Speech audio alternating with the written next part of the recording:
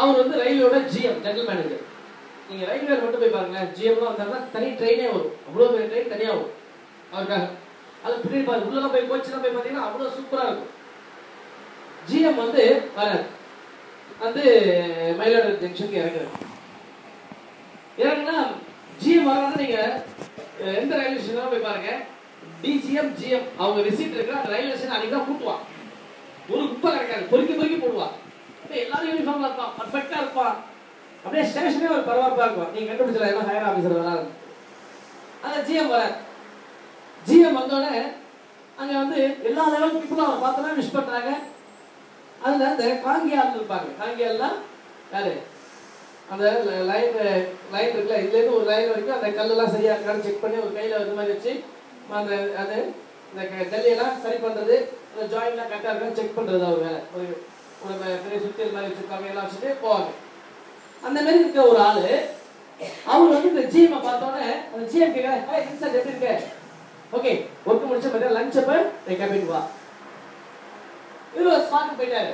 உடனே கூட ஒர்க் பண்ற அத்தனை பேருக்கு ஒரே சந்தேகம், என்னப்பா ஜிஎம்ஏ இன்சார்ஜ் பேர் சொல்லி கூப்பிடுறாரு, மத்தியா லஞ்ச் கேபின் வர சொல்றாரு, என்னாச்சு? அதெல்லாம் ஒண்ணு இல்லை அப்படின்னு. மத்தியானம் லஞ்ச் டைம் வந்துச்சு. இந்த வின்சென்ட் வந்து ஜிஎம்மோட கேபின் போனான்.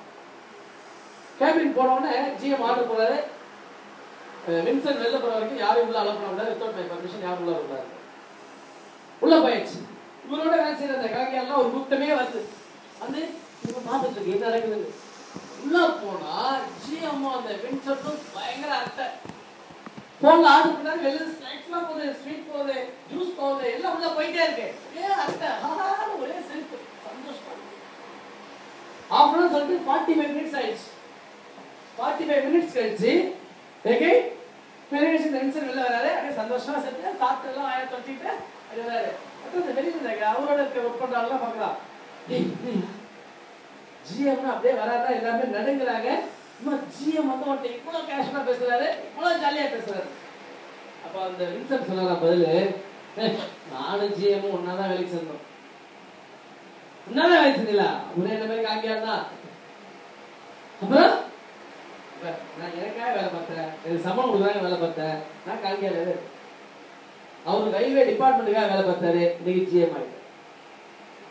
ஃபியூச்சர்ல நீங்க ஒரு ஹையர் லெவலுக்கு வரணும் அப்படின்னா யாருக்கு வேலை பார்க்கணும்?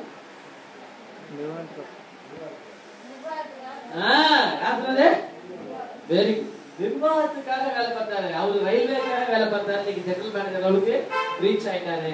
நான் சம்பளத்துக்காக வேலை பார்த்தேன், நான் இப்படி இல்லை. உங்களுக்கு அதே செய்தி தான் நான் சொல்லுவேன். நம்ம வந்து government of India, Tamil Nadu government கிடையாது, இது எஸ்பிஎஸ்சி கவர்மெண்ட். இங்க யாருக்கெல்லாம் திறமை இருக்கோ அவங்களாம் ரொம்ப ஈஸியா பைபாஸ் பண்ணி அடுத்தவங்களை பைபாஸ் பண்ணி மேலே போயிட்டே இருப்பாங்க. நம்மளோட சண்டை பிள்ளைதான் நமக்கு சூப்பர்வைசரா நிற்கும், நம்மளோட சண்டை பிள்ளைதான் ஃப்ளோர் மேனேஜரா நிற்கும், நம்மளோட சண்டை பிள்ளைதான் இதுக்கு கடைக்கே இன்சார்ஜா இருக்கும். நம்ம மனசு கொஞ்சம் வலிக்கும். எப்போ வலிக்கும்? அவங்க என்ன பார்த்தா அப்படி சொல்லும் போது எது வரைக்கும்? ஏன் வரைக்கும்?